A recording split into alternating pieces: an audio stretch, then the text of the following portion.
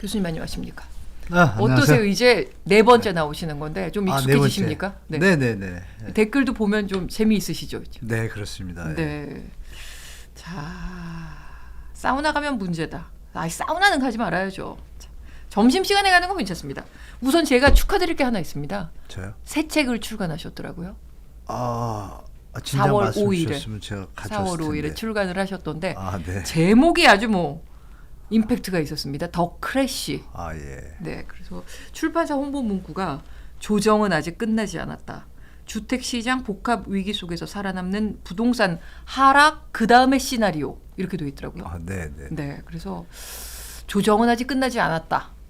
하락 그 다음의 시나리오는 더 크래쉬라는 말씀이신 건가요? 아니면 그 하락장을 크래쉬라고 표현을 하신 건가요? 우리 이제 식구단의 편을 말씀드리면 네.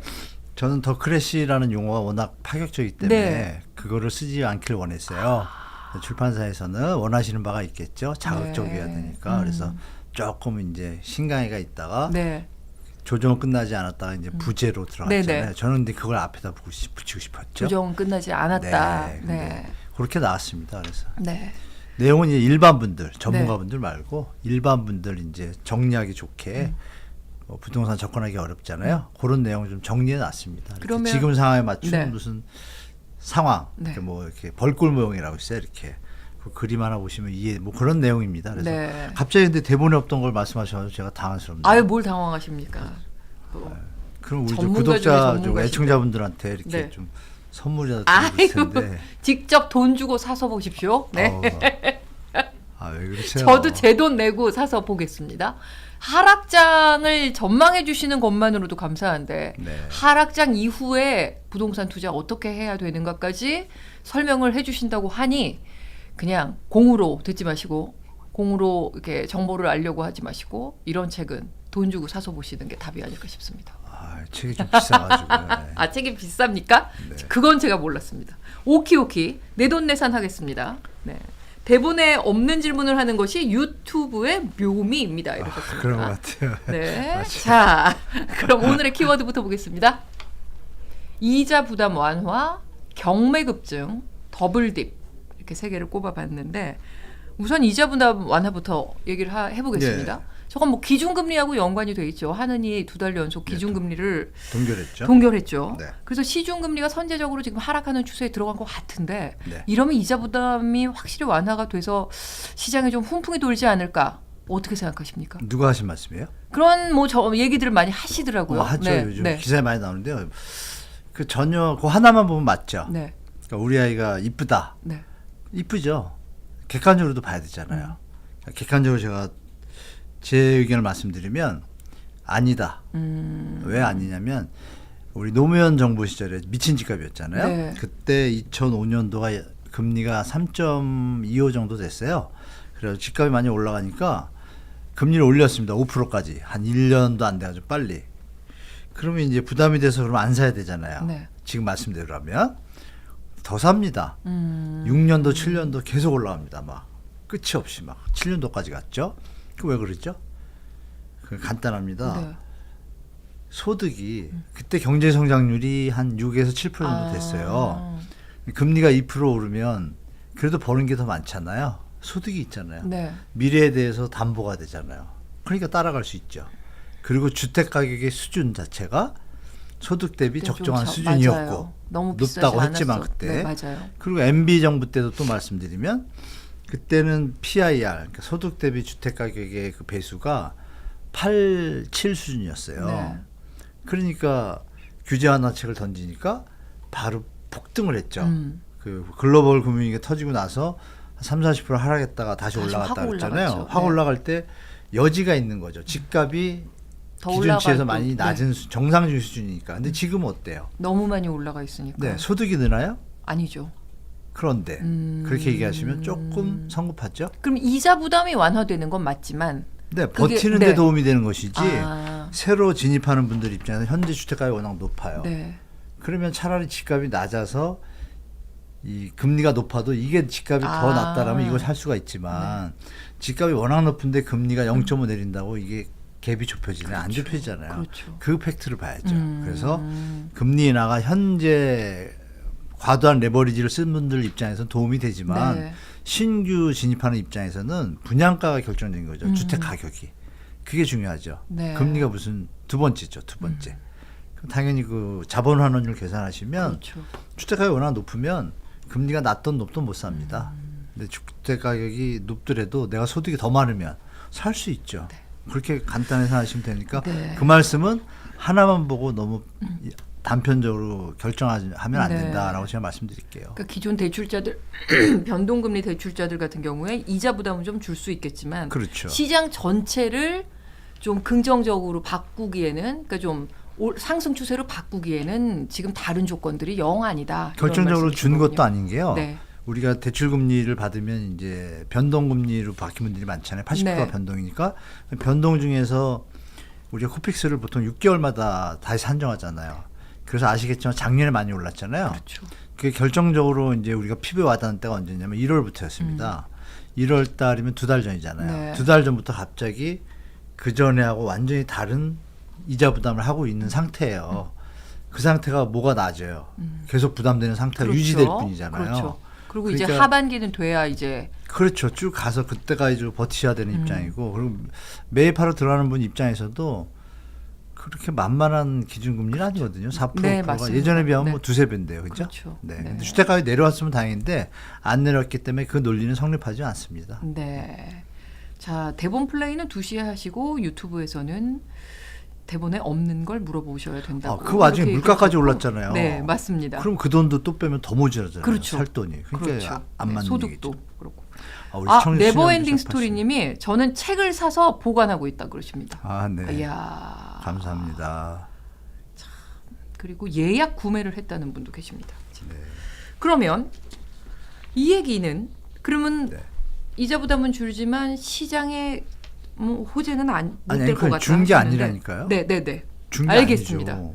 그러니까 기존 대출자 중에서 레버리지를 많이 쓰시는 더 부담이 분들에게 안 되는 것뿐이죠. 그렇죠. 그렇죠. 네, 준 건 건 아니죠. 그렇죠. 내려간 게 아니니까. 그러니까 그러면 아파트 경매가 1년 새 73%나 급증했더라고요. 맞습니다. 그래서 영끌족들이 더 이상 못 버틴다. 네, 맞습니다. 이런 얘기도 나오고 있습니다.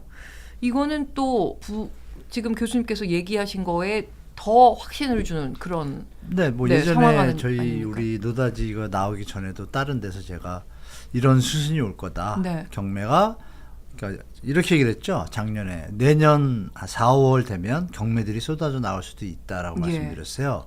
지금 말씀드린 그 고금리 적용이 1월부터잖아요. 예.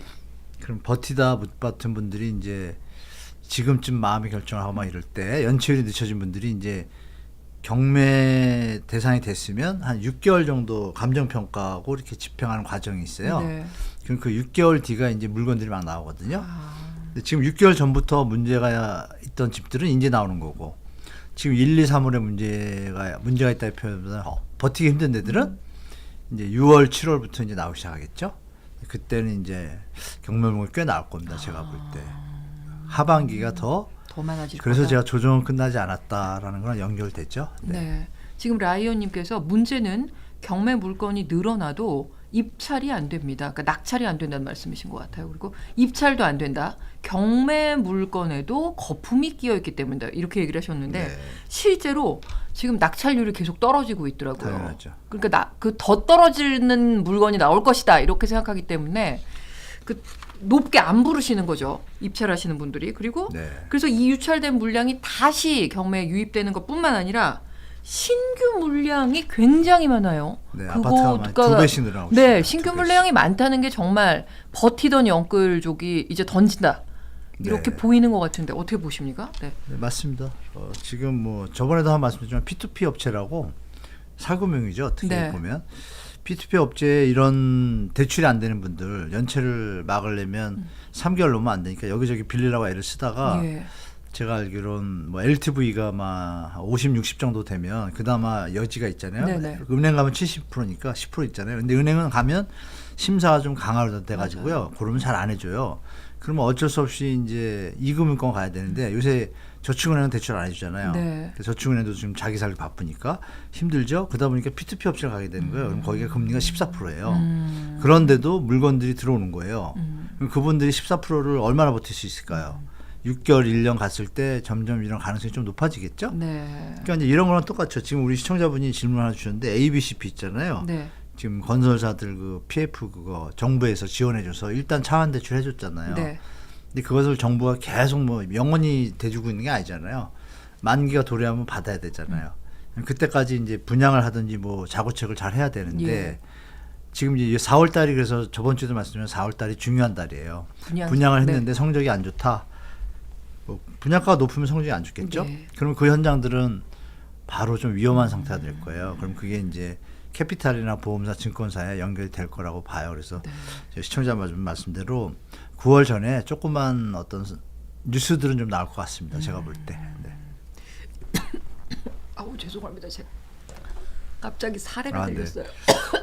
시청자 여러분들이 느끼실 게 뭐냐면은 지금 우리가 완벽하게 해결한 게 아니라 PF 문제 이런 것들이 일단 네. 막은 거잖아요. 그러면 이제 예를 들어 치킨집이 있는데 장사가 잘 안 돼가지고 어려워서 임대를 못 내면은 쫓겨나니까 그 상황에서 누가 빌려줬어요. 그러면 네. 이어서 가야 되는데 장사가 돼야 된다는 거잖아요. 전제가.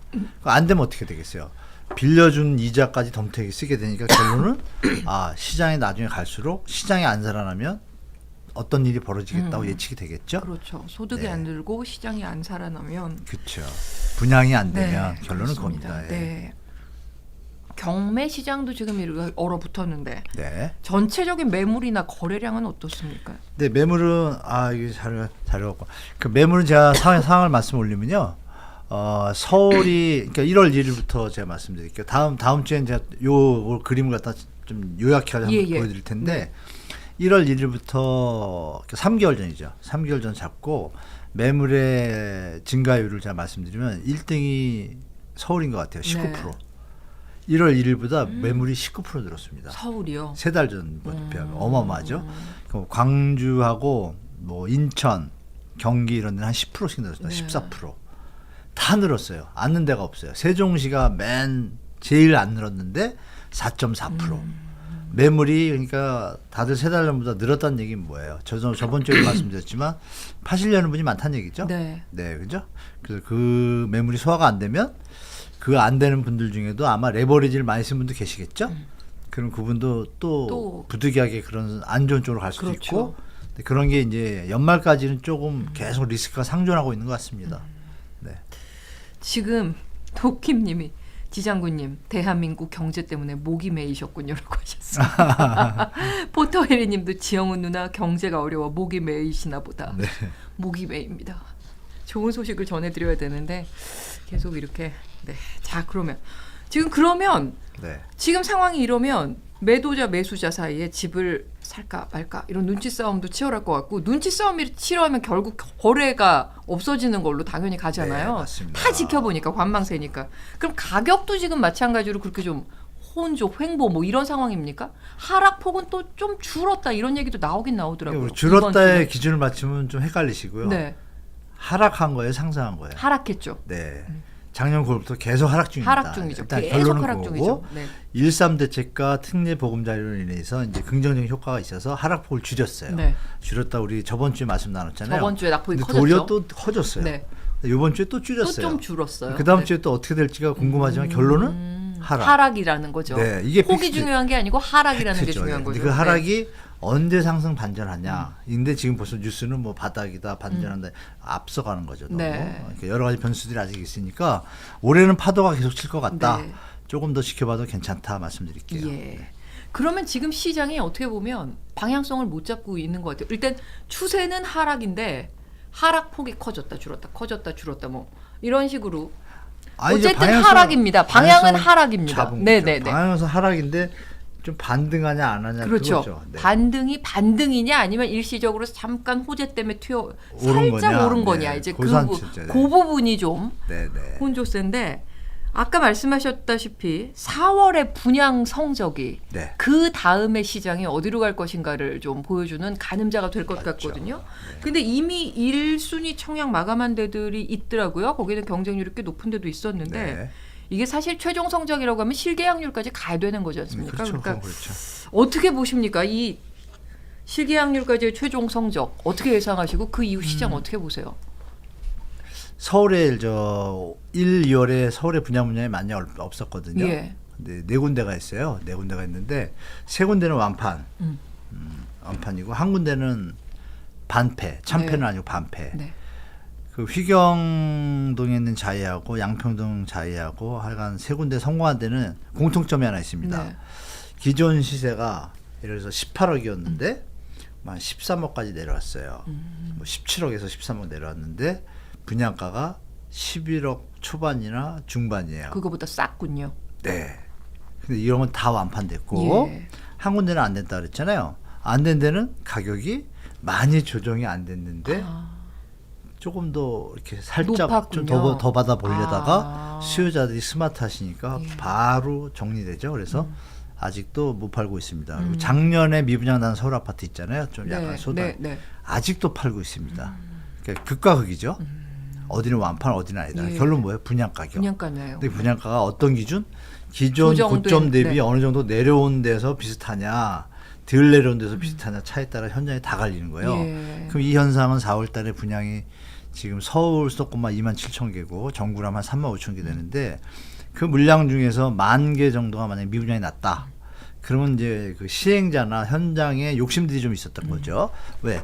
거래 규제가 완화되고 기사들을 두세 달 동안 반등 상승을 많이 봤으니까 혹시 이제 바쁘셔가지고 일만 하신 분들은 우리 우리 유튜브를 못 보시는 분들은 기사를 딱 보니까 뭐 들썩 뭐 이런 것만 보다 보니까 분양 지금이라도 시장의 호재, 살까 뭐, 네, 네, 중도금 훈풍. 대출 된대요. 이러면서 따라붙을 경우도 있잖아요. 네. 그럼 그럼에도 불구하고 어느 현장은 미분양이 났다. 그럼 거기는 살아나기가 힘들겠죠. 다만 이제 정부가 청약 조건하고 이런 조건을 바꿔가지고 미분양이 났을 때 무순위 줍줍을 줬잖아요. 네. 그러니까 서울은 지방에서 들어오고 싶어하는 지역이니까 투자 개념으로 무순위가 소화될 거라고 판단되니까 가격을 쉽게 안 낮출 거예요. 그럼에도 불구하고 약간 분위기가 요즘 경제가 살짝 퀘스천 찍어지니까 지방에 있는 그 자산가들도 스톱할 수도 있잖아요. 그럴 경우에는 미분양이 서울도 터지겠죠. 분양가가 확실하지 않으면. 그래서 그런 부분에서 결과가 나왔을 때 현장마다 분양가에 따른 미분양 완판, 완패 나올 거 아니에요. 그걸 보면 이제 지역마다 사안들이 다 결정이 되죠. 이제 그래서 4월 분양이 여러분들이 관심을 가지면 좋을 것 같습니다. 네. 근데 지금 그러면 지금 예상하시기로는 분양가가 지금 조정된 시세와 비슷하거나 더 낮은 데들은 완판. 좀 괜찮을 거다. 네. 그러니까 핵심은 분양가다. 그렇죠. 그러니까 네, 알겠습니다. 그러면 근데 이런 상황에 한국지방세연구원에서 네. 보고서를 하나 내놨습니다. 네. 보고서 제목이 부동산 시장 동향. 뭐 아주 심플한 제목인데 네. 핵심은 이겁니다. 부동산 더블딥 공포가 커진다. 이게 규제 완화로 주택 거래가 늘었지만 높은 가계 대출과 금융 불안까지 겹쳐서 더블딥 가능성이 커졌다. 더블딥이라는 건 회복 후에 다시 침체로 가는 걸 얘기하는데 네. 이 더블딥 가능성이 커졌다고 국책연구기관이 이렇게 얘기를 했습니다. 네, 한국지방세연구원.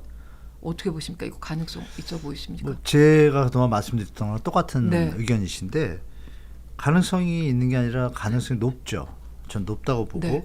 여러분들이 여기서 좀 하나 체크해 보실 게 뭐가 있냐면 제가 본 순간 느낀 건데요. 지방세 연구원이 왜 부동산을 연구를 할까요? 지방 세수 때문이라 그러더라고요. 그렇죠. 세금 때문이죠. 네, 그래서 이 연구 보고서의 그 다음 내용은 네. 5월까지의 거래량을 지켜본 후에 그렇죠. 조세 정책을 다시 세워야 된다. 그렇죠. 라고 얘기했습니다. 제가 드리고 싶은 말씀이 네. 그거죠.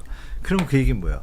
그동안 정부들이 보면 여야를 할 거 없이 거래가 많으면 양도세가 많이 예. 나오고 보유세가 안정적인 나라면은 우리가 양도세 거래세는 추가적인 수입이고 안정적인 수입이 있어야 되는데 네. 우린 거래세가 좀 낮아요. 예. 보유세가요. 네. 그래서 뭐 여러 가지 갑놀박이 있잖아요. 세금을 OECD 수준을 높여야 된다고. 그럼 이 얘기를 돌려서 하는 거예요. 거래가 없으면 세금을 어디서 걷죠?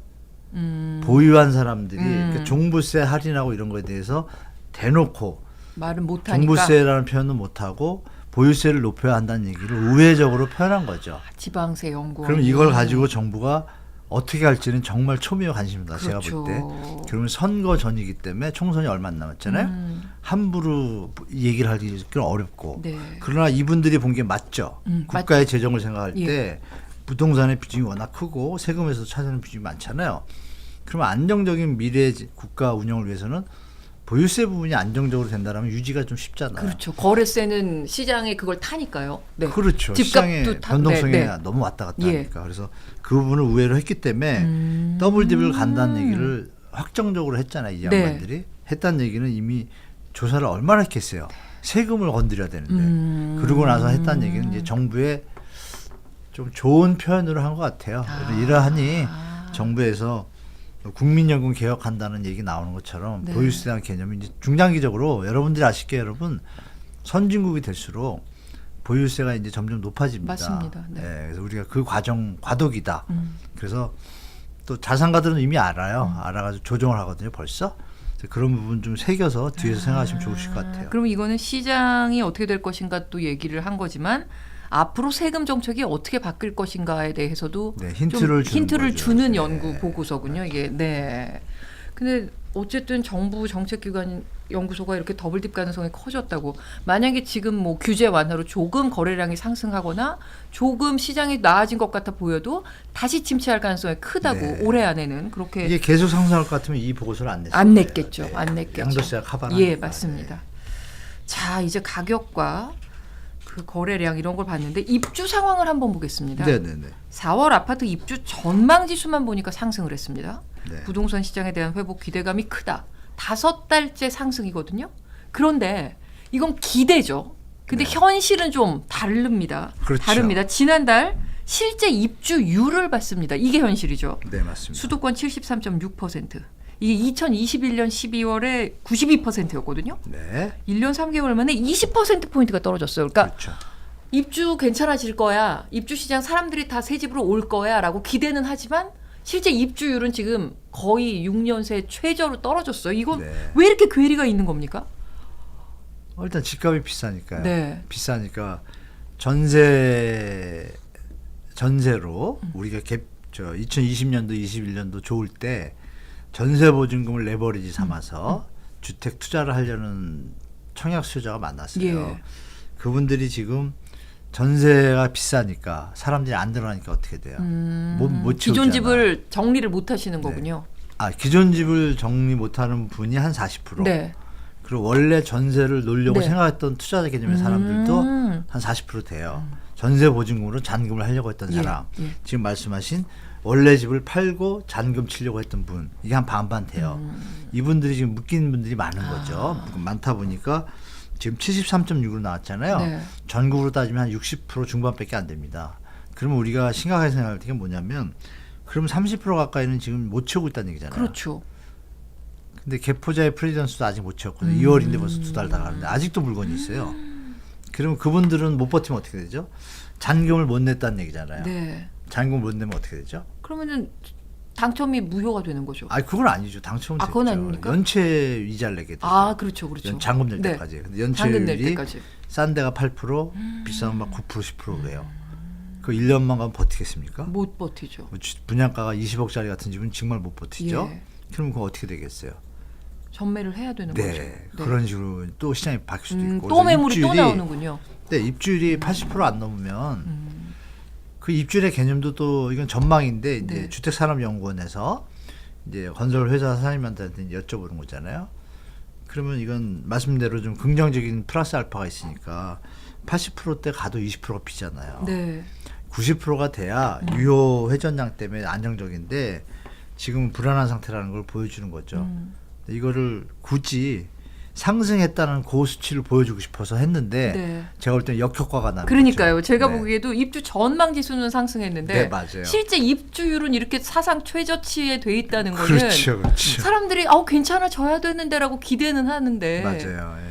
똑똑하신 분들은 파악되는 거죠. 바로. 이게 거꾸로 가고 있다는 게. 빈집들이 많다는 얘기는 이렇게 되는 거죠. 그러니까요. 이 빈집이 언젠가 채워질 텐데 하고 그냥 전망만 좋은 겁니다. 지금 어떻게 보면. 조금 지켜봐야 되겠죠. 그래 지켜봐야 될 것 같습니다.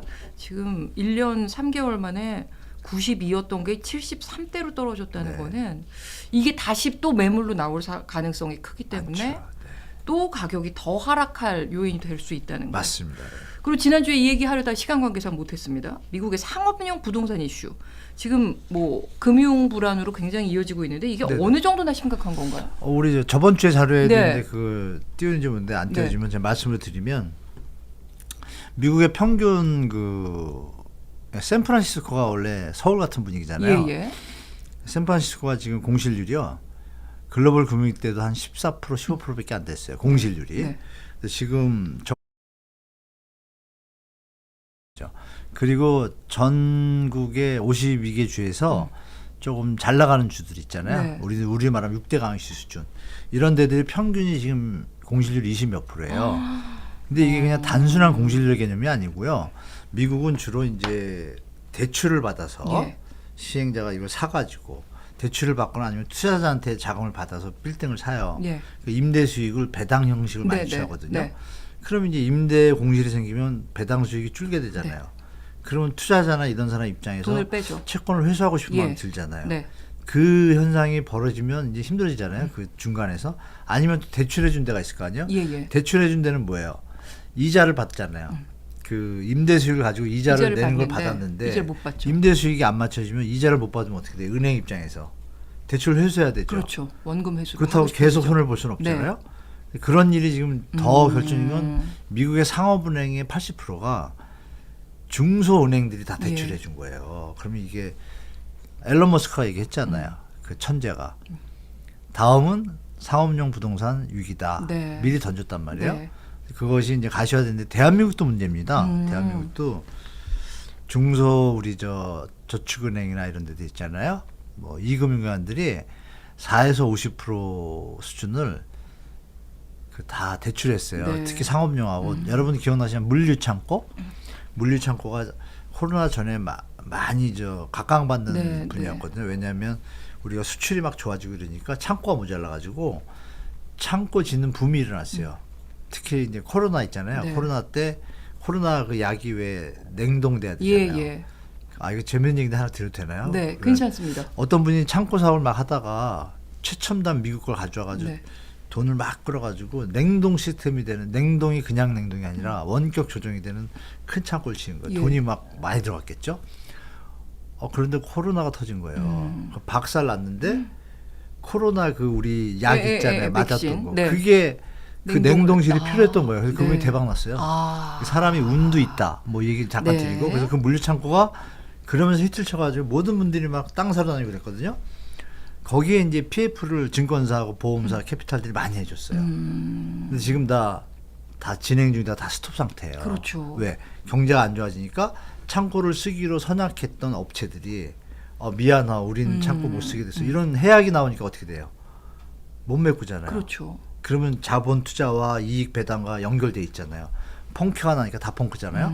그래서 지금 아마 물류창고나 이쪽에 투자하신 중소 우리 이금융기관들이 담당자들은 지금 잠 못 자시고 계세요. 그래서 그런 부분이 또 꽤 많다. 네. 액수가. 이런 것도 좀 염두에 두시면 지금 만만치 않은 지뢰들이 많구나. 조그만 지뢰들이. 이렇게 판단하시면 좋을 것 같습니다. 그러니까 국내에서도 비슷한 상황이 벌어질 수 있다는 지금 경고를 주신 거잖아요.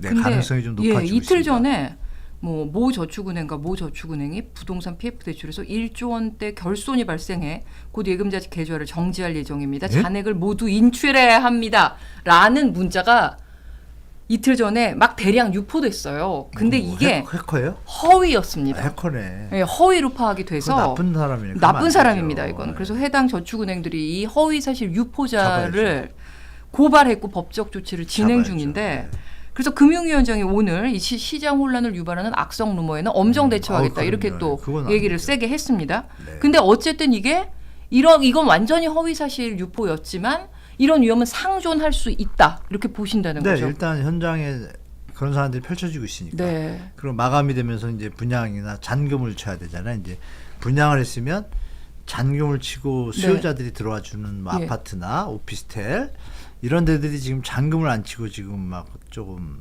문제가 생긴 데들이 좀 생기고 있거든요. 그런 것들이 소소한 것 같지만 전반적으로 펼쳐지게 되면 금융기관에서는 요 현장만 대출해 준 게 아니라 여러 현장을 했을 텐데 어느 은행이라고 표현해 뭐 이 금융기관이 운이 없게도 뭐 안 좋은 악성 현장에만 많이 했다 이러면 문제가 되잖아요. 네. 그래서 그거에 대한 신용평가 보고서가 있습니다. 여러분들이 평가회사 들어가시면 조금 리포트가 있어요. 보시면 이미 옐로 카드 이런 게 있어요. 그래서 그거 보시면 좀 도움 되실 거예요. 그래서 자산 가지고 계신 것 중에 뭐 조금 분배를 하실 필요가 있는 상황인 것 같아요. 제가 볼 때. 네, 만일을 위해서. 안 그러면 최고고. 네. 알겠습니다. 그러면 일단 지금 부동산, 그러니까 아파트, 집 부동산 우리가 알고 있는 부동산 시장도 지금 살짝 뭐 긍정적인 신호는 없고 부동산 PF와 관련돼서는 금융권까지도 그 위기가 좀 번질 수 있는 그런 상황이니만큼